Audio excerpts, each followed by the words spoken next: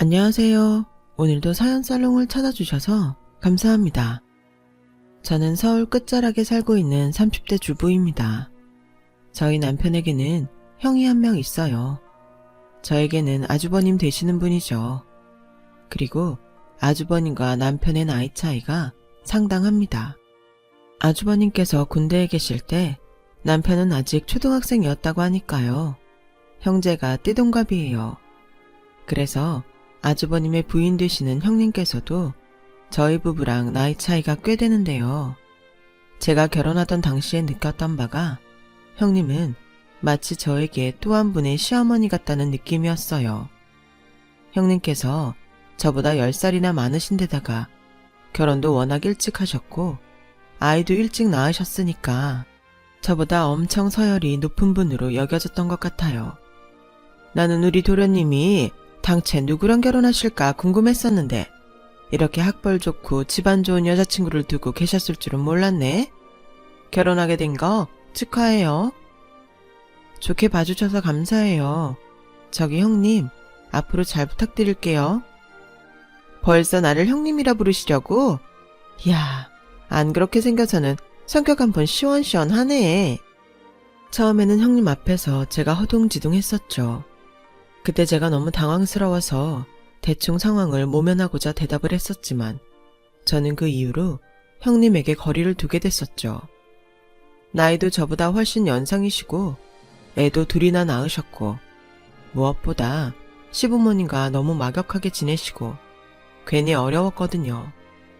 그런데 시댁이라는 공통점으로 한 집안에서 엮이게 된 이상 형님과 접점이 아예 없기란 불가능이었는데요. 시간이 흐를수록 저는 제 안에서 형님이란 인물을 재평가하게 되었어요. 모든 사람과 두루두루 다 어우러지는 무난한 타입은 결코 아니신데 겪어볼수록 저랑 코드가 잘 맞더라고요. 동서, 다음 주말에 다 같이 모여서 밥 먹으러 가기로 한 거 내가 개인적으로 가고 싶은 식당이 있어서 그러는데 그쪽으로 정해도 되지? 이번에는 동서가 밥값 내기로 한 만큼 동서 쪽에서 장소 정하고 싶어 할까봐 내가 미리 말하는 거야. 아, 그러시군요. 저기 그런데요, 형님. 사실 제가 먼저 생각해둔 식당이 있기는 하거든요. 음식도 잘 나오고 단체석도 깔끔한 곳이라서 염두에 두고 있었는데. 그래? 그럼 거기로 가자. 동서가 그렇게 말하는 거 보니까 괜찮은 곳 같네. 그렇게 해도 될까요? 형님 이번에 가고 싶은 식당이 있다고 하셔서 마음에 좀 걸리네요. 이번만 날이야. 거긴 다음에 가도 되겠지. 이번에는 동서가 정했다는 거기로 가자. 가만 보니까 형님은 머릿속에 떠오른 말들을 그냥 뱉으실 뿐이었습니다. 이걸 나쁘게 보자면 거침이 없는 것이었고 좋게 보자면 가식이 없는 것이었어요. 지내다 보니까 점점 형님의 스타일에 적응이 되었고 사람이 앞뒤가 똑같으니까 되려 마음이 편하더라고요. 그 외에 남들이 다 성격 별로라고 하는 사람이라도 나랑 잘 맞는 경우가 가끔 있잖아요. 그런 것처럼 형님이랑 저랑 약간은 세대 차이가 나고 공통 부모도 없는데 성향이 잘 맞으니까 겪으면 겪을수록 편하게 느껴졌어요. 특히 시댁 식구들끼리 여행을 두어 차례 가보고 확신했습니다. 첫 인상과는 달리 저랑 형님이 아주 잘 맞다는 것을요. 여행에서 트러블이 없다는 것이야말로 진짜라고 할 수 있거든요. 제가 예민한 지점에서 형님은 부드럽게 받아들이시고 반대로 제가 무덤덤한 영역에서 형님은 신경을 쓰시는데요. 이게 희한하기 실이 서로 상호 보완이 되더라고요. 상성이란 정말 모를 일입니다. 형님은 안 그런 척 하시면서 은근히 저를 챙겨주셨고 제가 신혼 때 임신이 아닌데도 임신이라고 잠깐 착각한 시기가 있어서 이것 때문에 우울했었는데 형님이 저를 많이 위로해 주셨더랬죠. 힘들고 서러울 때 내밀어진 손만큼 든든해 보이는 건 없더라고요. 그래서 저는 결혼 직전부터 가장 큰 결혼 생활의 불안 요소로 꼽았던 형님이 점차 좋아졌고 더욱 가까워지면 좋겠다고 생각을 하게 되었어요. 그래서 아주버님과 형님네가 지방으로 이사를 갑자기 가게 되었을 때 너무 섭섭했었네요. 아주버님의 직장 문제 때문이었고, 마침 형님 애들이 학교 생활에 둘 다 어려움을 겪고 있어서 이참에 멀리 전학을 시켜주면 좋겠다고 판단이 내려졌었나 봐요. 내 식구가 지방으로 내려가 버렸고 저는 그 이후로 괜한 쓸쓸함을 느끼며 시부모님을 열심히 챙겨드렸습니다. 형님의 몫까지 제가 다 해야 한다고 생각을 해서 그랬던 건데 솔직히 제가 어른을 대하는 요령이 좀 부족했어요. 뭔가 시부모님 두 분 다 저랑 있으면 대면대면한 분위기가 된달까요? 그래서 솔직히 죽을 맛이었어요. 제가 결혼 후에 착각 임신 사건을 겪고 나서 남편과 상의 끝에 직장을 그만뒀거든요. 시간도 널널하겠다. 제 딴에는 노력해서 시부모님을 잘 챙겨드렸는데 어느 날 시부모님께서 저한테 그러시더군요. 자주 오지 말라고요. 제가 시댁에서 이것저것을 하는 자체가 시부모님께서는 불편하셨던 모양이에요. 그걸 계속 눈치채지 못하고 있었다니 얼굴이 화끈거렸죠. 그 후로 저는 시부모님과 왕래하는 횟수를 줄였고 남편 내조나 열심히 하면서 지냈답니다. 눈에서 안 보이면 마음에서 멀어진다는 표현처럼 어느새 아주버님네 식구들은 저에게서 잊혀져 있었죠. 기껏해야 이제 명절이나 시부모님 생신 때 만나는 게 전부였으니까요. 그런데 참 신기하죠. 저희 부부가 놀랍게도 아주버님네가 사시는 그 지역에 바로 옆 도시에 내려가게 되었어요. 보니까 아주버님네랑은 차로 30분 정도 걸리는 거리더라고요. 아주 가는 건 아니었고 단기간이었어요. 남편이 그 지역에 있는 곳으로 잠시 출근을 하게 된 게 이유였죠. 사실 저는 남편을 따라서 같이 내려갈까 말까 고민을 했었어요. 저까지 굳이 안 가도 됐고 주말 부부로 지내도 충분했으니까요. 그런데 의외의 일이 벌어졌네요. 형님이 무조건 저도 함께 내려오면 좋겠다고 강력히 말씀을 해주신 거예요. 동서, 이런 기회가 다시 생길 것 같지 않은데? 내 생각에는 동서도 이번에 같이 내려오는 게 어때? 저도 그러고는 싶은데 내려가면 제가 막상 너무 할 일이 없을까봐 그게 조금 마음에 걸려서요. 왜? 내가 있잖아. 내가 동서 심심할 때마다 놀아줄 수 있는데 꼭 내려와주면 안 될까? 나도 여가 시간에 심심해서 동서가 있어주면 너무 좋을 것 같거든. 저를 반겨주시는 것에 감사하기도 했지만 한편으로는 의아함이 들었죠. 왜냐하면 제가 형님을 오래 봐온 것도 아니었고 그분을 아주 잘 아는 것은 아니었으나 이런 식으로 나오실 분은 아니라는 생각이 들었기 때문이에요. 게다가 애들도 있는데 형님이 도대체 심심하실 일이 뭐가 있단 말인가요? 천상천하 유아독존이신 성격이라 혼자서도 잘 지내실 분이었는데요. 그래서 제가 우선 알겠다고 대답을 드린 후에 지방으로 내려가기 직전 다시 연락을 드려봤어요. 어차피 이제 곧 뵙게 될 테니 저한테 속내를 꺼내주실 것만 같았거든요. 아니나 다를까 형님이 머뭇거리시다가 이렇게 말씀하시더군요. 그런데요 형님, 정말 무슨 일 있으신 건 아니시고요. 제가 괜한 짐작을 하는가 싶어서 민망스럽지만 왠지 형님께 속사정이 있다는 생각이 자꾸만 들어서요. 내가 그렇게나 티를 냈나? 동서, 그게 내가 사실은 요즘에 생각이 많아져서 그래. 솔직히 머리가 터질 만큼 고민되는 일이 있는데 내가 여기서는 어디 한 군데 털어놓을 때가 마땅히 있어야 말이지. 알잖아. 나 수도권 벗어나서 살아본 적이 없는걸. 형님 같으신 분이 그만큼 고민되는 일이 있다고 말씀을 하시다니 예사일은 아닌 것 같은데요. 혹시 아주버님도 아세요?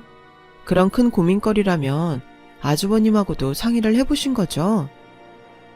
아니, 그러진 못했어. 애들 아빠한테 할 이야기가 아니라서 그래.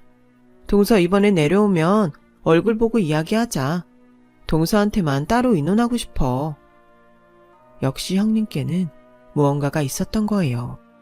도대체 무슨 일인 건지 궁금해지더라고요.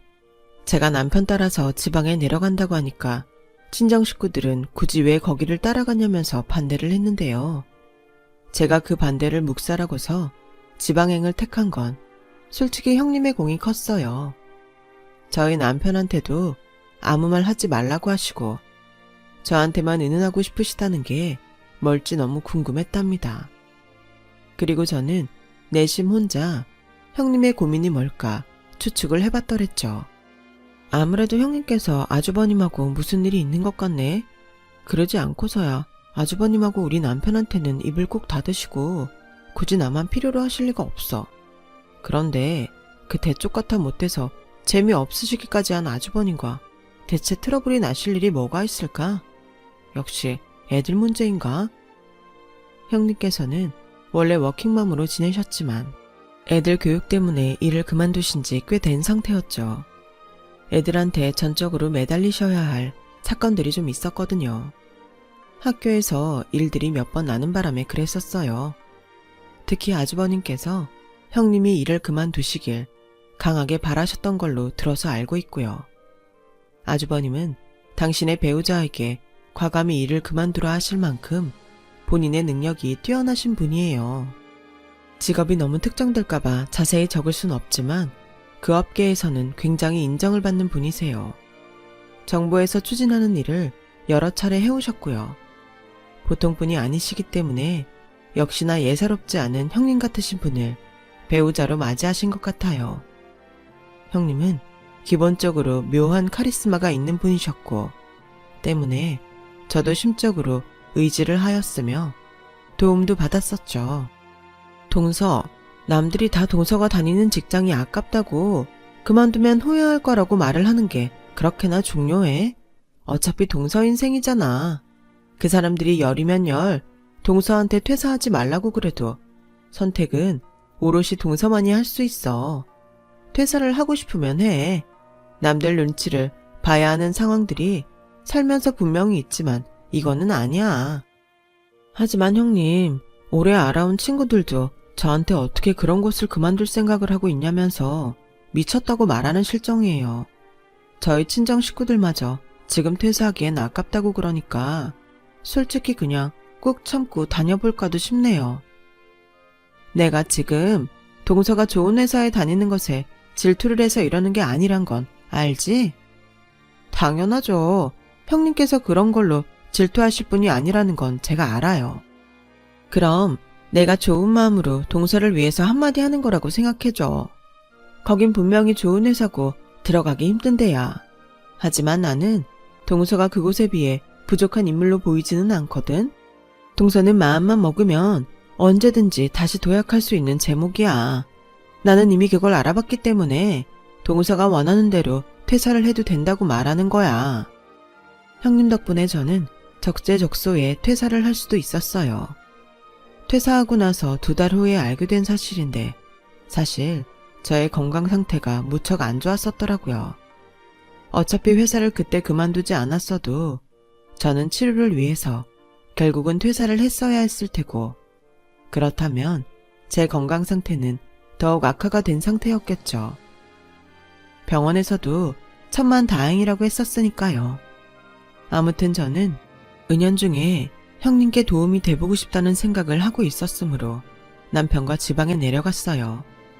몇 달 안 지낼 집이라도 짐을 풀고 살림살이를 차려놔야 하는 건 똑같더군요.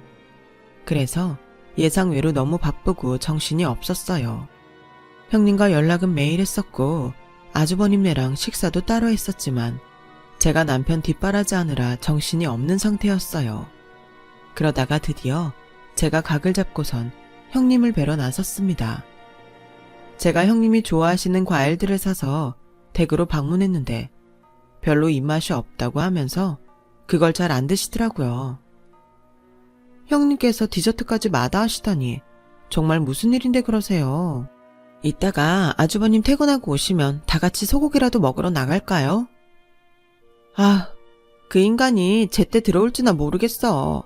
어딜 그렇게 쏘다니는 건지 알 수가 없으니까. 네? 그게 무슨 말씀이세요? 혹시 아주버님이 퇴근하고 따로 취미생활이라도 하시나요? 나도 모르지. 걸핏하면 밖으로 나가도는데 도대체 뭐라고 다니는 건지 나한테 말 안 해주니까 물어봐도 소용없어.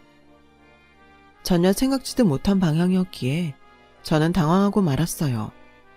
형님의 큰 고민거리가 설마 하니 아주버님의 이런 문제라고는 상상도 못했었거든요. 아주버님께서 퇴근 이후는 물론 때로는 주말까지 의문의 외출을 하신 지는 벌써 꽤 되었다고 하였어요. 저는 애써 당황한 기색을 억누르곤 차분하게 말씀을 드렸죠. 에이 형님, 아마도 아주버님께서 여러 모임에 다니시는 거 아닐까요? 워낙 인맥도 넓으신 분이잖아요. 이곳에서 새로운 분들과 모임을 만드셨을 수도 있어요. 모임? 웬 모임을 만들어? 그럼 어떤 모임일까? 그것까지는 제가 잘 모르겠는데 굳이 밖에서 시간을 보내시는 거면 그런 게 아닐까 싶어서요. 이것 봐. 내가 모임 같은 거였으면 진작에 그런 걸로 알았을 거야. 혹시 운동을 다니는 거면 나도 같이 데리고 다녀달라 했더니 운동은 아니라고 그러지. 이 동네 익히려고 바람 쐬러 다니는 거냐고 하니까 그것도 아니라고 잡아떼지. 일하는 사람들 만나나 싶어서 알아봤더니 왠지 그것도 아닌 것 같지. 아주 답답해 미치겠어. 형님은 저를 향해 쉴 새 없이 말을 쏟아대셨는데 그간 혼자 소가리를 끙끙 해오신 게 여실히 드러났죠. 저는 형님이 내리신 결론을 듣고 숙연해졌어요. 그것은 바로 아주버님이 바람을 피우고 계시단 것이었어요. 여자가 생긴 것 같단 얘기였죠. 지방에 내려와 새로운 인생을 살아볼까 했더니 남편이 바람날 게 뭐냐면서 형님은 엄청 서러워하셨어요. 저는 감히 어떤 조언이나 위로를 드려야 할지 몰라서 초조하게 있었네요.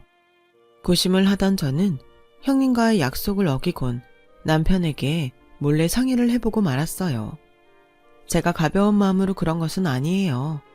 왜냐하면 저는 남편이 나이 차이가 많이 나는 자기의 형을 내심 어렵게 생각하고 있다는 것을 잘 알고 있기 때문이었죠.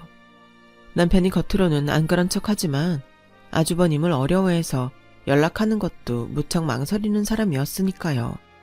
그렇기에 입단속은 잘 될 거라 확신해서 이 문제를 상의해봤어요. 그랬더니 남편이 펄쩍 뛰더군요. 뭐? 내가 형제랍시고 비호하는 건 절대 아니고 우리 형은 바람 피울 사람이 아니야. 그럴 만한 인물이 못 돼.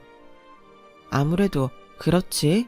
나도 정황상 바람인 것 같기는 한데 아주버님을 보면 사람이 그럴 만한 사람은 아니라서 그쪽으로 생각하긴 어렵더라고. 당연하지. 우리 형이 옛날에 태어났으면 분명 선비였을 거야. 그 정도로 고지식해. 재미 하나도 없고 답답한 스타일인데 처자식을 두고 바람은 무슨 바람이야. 저도 남편의 생각에 동의했어요. 그리고 형제간의 사적인 대화를 어색해하는 남편을 어차피 내세우기는 어려우니 제가 나서야 하는 게 분명해 보였죠. 우선은 형님의 걱정이 더 심해지기 전에 잘 달래드리기로 했어요. 남편과 상의한 끝에 제가 내민 카드는 그러실 분이 아니다였어요. 형님이 제 앞에서 의심의 말을 꺼내는 즉시 저 카드를 꺼내서 아주버님을 비호해 드린 겁니다. 바람을 피우실 만한 인물이 못 된다고 말이죠. 그런데 설마 이게 역효과가 날 줄은 몰랐어요. 나는 동서의 생각을 들으면서 오히려 확신을 하게 되었어. 그 인간이 보통 고단수가 아니네. 형님, 그게 무슨 말씀이세요? 저는 아무래도 아주버님께서 바람이 나신 것 같지는 않다고 말씀드린 것 뿐인데.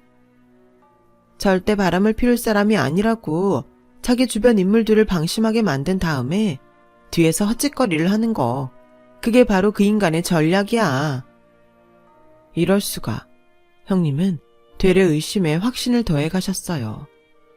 또 고민하던 저는 아예 형님의 뜻대로 맞춰드리기로 해봤죠. 원하시는 게 있으면 저도 돕겠다고 했더니 형님은 아주버님의 휴대폰 위치 추적이나 차량 블랙박스 보는 걸 알고 싶다고 하셨어요. 능력이 따라준다면 미행까지 하고 싶다 하셨죠. 제가 깜짝 놀라긴 했으나 겉으로는 형님을 맞춰드리는 게 우선이어서 적극적으로 동의를 해드렸네요. 그리고 저도 면밀하게 아주버님을 관찰하기 시작했어요. 형님이 아예 없는 의심을 품으신 건 결코 아니었던 게 아주버님께서 정말 아무 시간도 아닌 때에 외출을 하시더군요.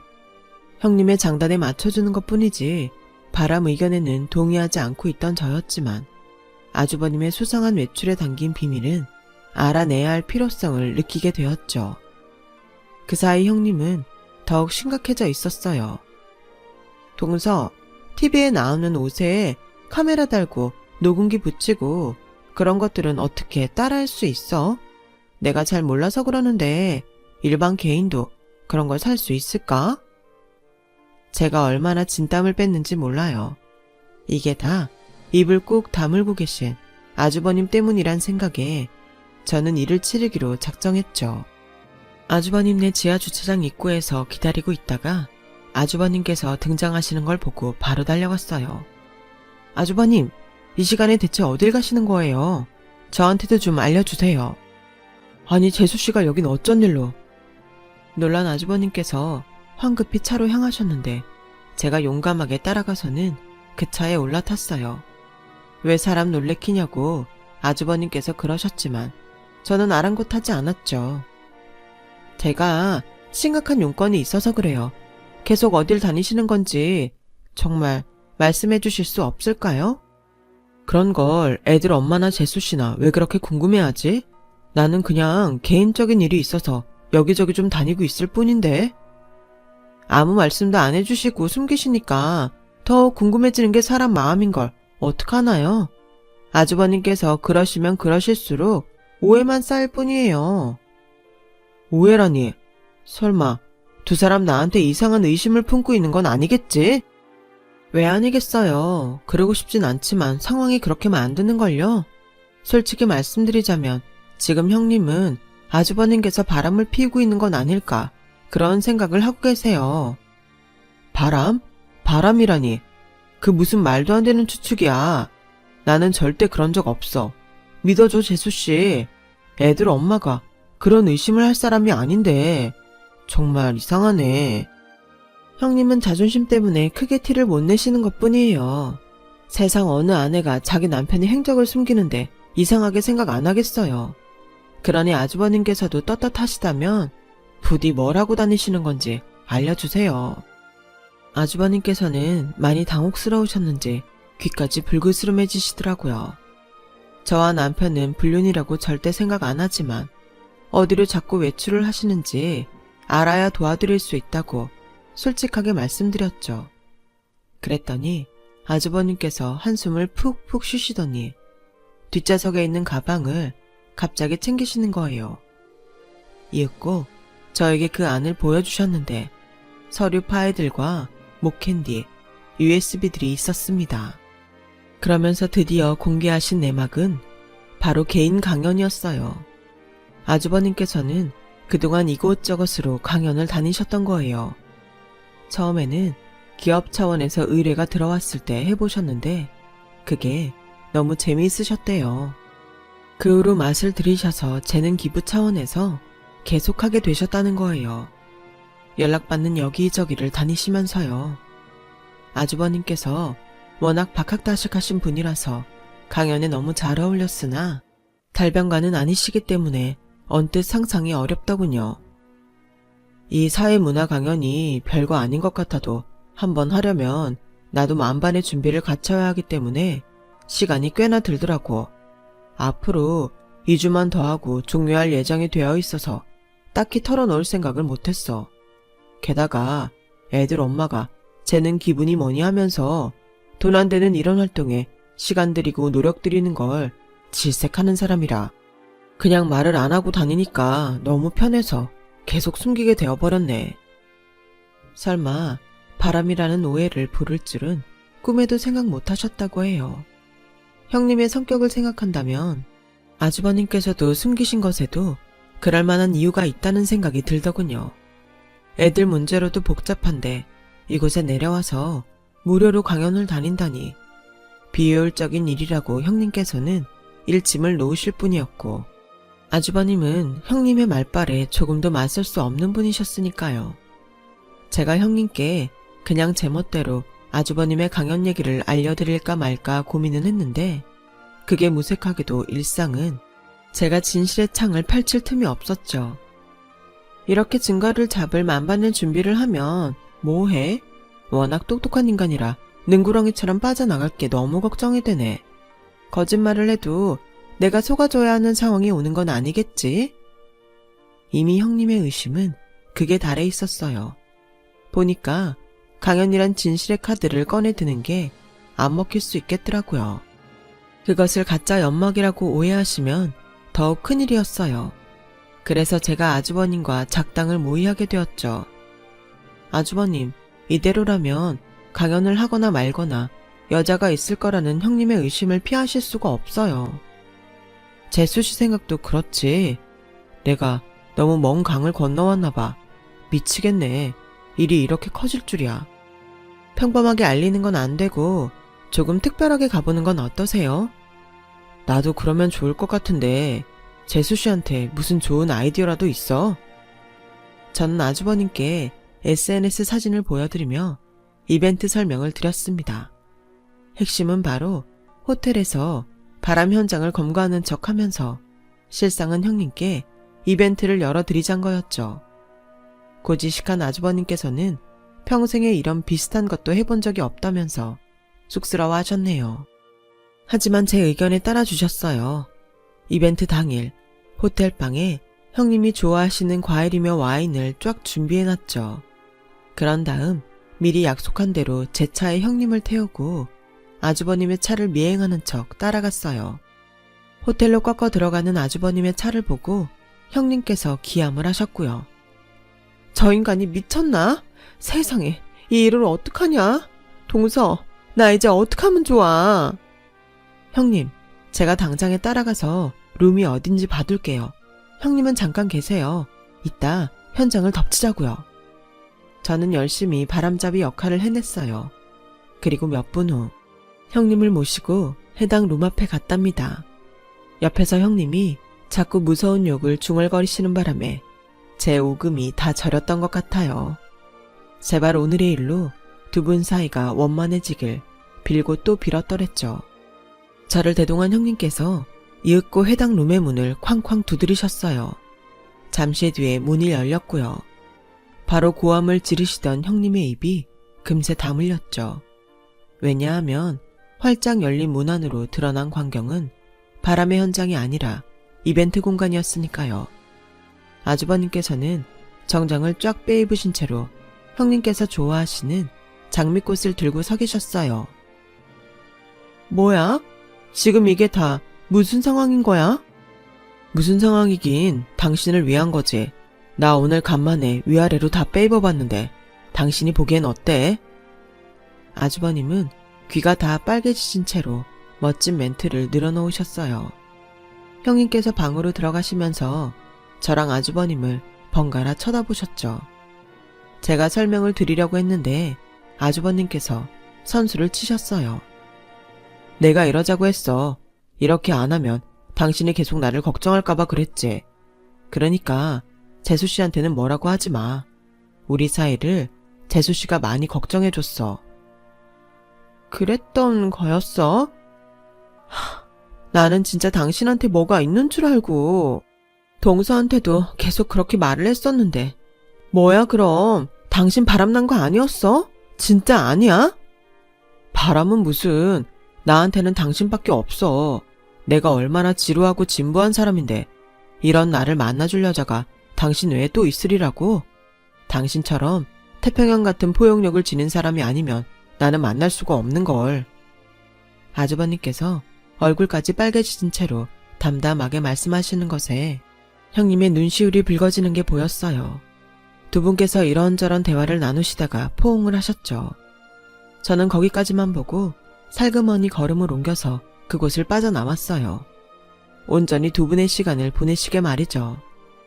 경과를 궁금해하는 남편에게서 카톡이 와 있길래 제가 답장을 할까 하다가 그냥 전화를 걸었어요. 무슨 일이야 여보? 혹시 무슨 일 있어? 전화를 왜 그렇게 요란스레 받아? 당신이야말로 무슨 일 났나 보네. 아니, 나 일하는 시간에는 절대 전화를 안 하는 사람이 웬일로 전화를 거니까 무슨 큰일 났나 싶어서 그랬지. 특별한 일은 없어. 그냥 당신 목소리 듣고 싶어서 전화한 거야. 형님이랑 아주버님 잘 풀린 것 같거든. 근데 그 모습 보면서 갑자기 나도 당신이 보고 싶어지더라. 근데 일하는 시간이니까 목소리라도 들을까 해서 전화한 거야. 바쁜데 방해한 건 아니지? 하늘 같은 와이프님 전화인데 일이 무슨 상관이야? 상사 앞에서라도 받아야지. 입 바른 소리는 잘만 하더군요. 아주버님은 굉장히 멋쩍어 하시는 구석이 많으신 분인데 어쩌다 그 동생인 제 남편은 능글맞은 소리를 잘하는 사람인지 너무 신기할 따름이었어요. 그날 남편이랑 둘이 외식하면서 저희 부부도 많은 대화를 나눴었네요. 밤늦게나마 남편이 웬일로 아주버님께 먼저 전화를 하기도 했었어요. 형제간의 대화가 너무 적어서 어색한 사이인데 남편이 큰 용기를 낸 셈이었죠. 제가 다 뿌듯해서 남편한테 칭찬 많이 해줬었네요. 동서, 내가 새로운 환경에서 지내다 보니까 애들 신경 쓰는 것도 그렇고 참, 이만저만해서 예민해졌었나 봐. 며칠 지나고 났더니 그간의 내 행동들이 부끄럽게 느껴지네. 형님, 그런 말씀 마세요. 형님 덕분에 저희 다 이번에 더 가까워진 것 같아서 좋은걸요. 형님은 안 그러세요? 사실은 나도 동서랑 더 친해진 것 같아서 좋기는 해. 나 창피한 건 그렇다 치고 이게 한 가족이구나 싶어서 좋은 마음이야. 앞으로 우리 더 잘 지내보자 동서. 내가 항상 동서한테 행복한 일만 생기기를 기도해 줄게. 형님의 말씀에 가슴이 찡해졌었어요. 그 후로 정말 신기한 일이 벌어졌어요. 제가 사실은 병원에서 자연 임신이 어려울 거라고 얘기를 들은 사람이었거든요.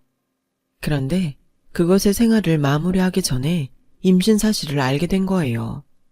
이건 마치 기적과도 같은 확률이었기 때문에 저랑 남편이랑 비명을 지르면서 울고불고 난리도 아니었어요. 그리고 임신 중기에 배가 확 뭉쳐서 이러다가 뱃속의 아이가 잘못되는 거 아닐까 싶기도 했고 입원해서 초조하게 지낼 때가 있었거든요. 그때 형님네가 굳이 주말에 시간을 내서 저를 보러 올라오셨어요. 수척해진 제 모습을 보면서 두 분 걱정이 많으셨죠. 제가 입덧이 너무 심해서 먹는 것도 잘 못 먹고 있었고 그런데 또 이때 신기한 일이 벌어졌어요. 형님이 제 상태를 보시더니 금세 마트에서 먹을 걸 사오셨는데 그게 젤리였거든요. 웃기게도 그게 자꾸 입에 들어가더라고요. 혼자서 망고 젤리 그거 한 통을 다 먹었어요. 그리고 감쪽같이 몸이 괜찮아져서 사흘 후에는 제 발로 멀쩡히 걸어서 퇴원했죠. 이후로 출산까지 너무 입맛이 돌아서 문제였고요. 무사히 그 아이 낳아서 지금 잘 키우고 있답니다. 아주버님께서 우스갯소리로 그때 무료로 다니셨던 강연의 대가를 아무것도 받지 않았었는데 그게 당신의 조카 탄생으로 값이 돌아온 거 아니냐면서 그러셨죠. 옆에서 형님은 이상한 소리 하지 말라고 아주버님께 핀잔을 주셨었지만 저는 이상하게 그 말씀이 마음에 와닿았어요. 정말 희한하게도 아주버님의 말씀대로 제가 그 덕분에 아이를 얻은 것만 같다는 생각이 자꾸만 들더군요. 왠지 자랑만 하는 것 같아서 민망하지만 저에게는 이렇듯 너무나도 좋은 시댁 식구들이 있답니다. 사연 들어주신 여러분의 일상에도 기쁜 순간들이 가득하셨으면 좋겠어요. 여러분, 사연 댓글에 응원과 현명한 조언 부탁드려요. 좋아요와 구독은 저에게 큰 힘이 됩니다. 오늘도 좋은 일 가득하세요.